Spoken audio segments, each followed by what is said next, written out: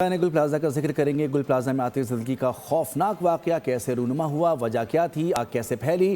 Commissioner Karachi نے 12 روز بعد حتمی رپورٹ بنا ڈالی۔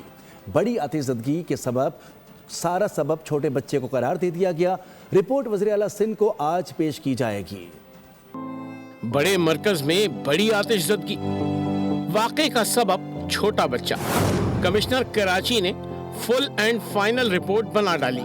کمشنر کراچی سید حسن نقوی نے 12 روز کی انتھک کھوج کے بعد تحقیقاتی رپورٹ میں لکھا کہ گراؤنڈ فلور پر موجود بچے کے ہاتھوں فلاور شاپ میں آگ لگی، جو پل بھر میں پھیلی اور ایئر کنڈیشن کے ڈکٹس تک پہنچ گئی۔ وزیر اعلیٰ کو پیش کی جانے والی رپورٹ کمشنر کراچی نے ایڈیشنل آئی جی پر مشتمل کمیٹی کے ساتھ مل کر تیار کی ہے۔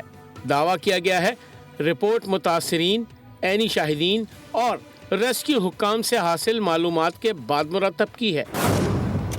رپورٹ کے مطابق گل پلازا میں آگ رات 10:15 پر لگی۔ 10:26 پر فائر بریگیڈ کو اطلاع ملی۔ رپورٹ کے مطابق ڈپٹی کمشنر 10:30 بجے گل پلازا پہنچے۔ پہلا فائر ٹینڈر 10:37 پر پہنچا۔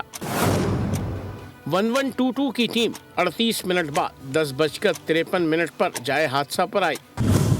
انتہائی عرق ریزی سے تیار کی گئی رپورٹ میں بتایا گیا ہے آتش زدگی واقعے میں 79 افراد جاں بحق ہوئے۔ زیادہ تر اموات میزنائن فلور پر ہوئیں۔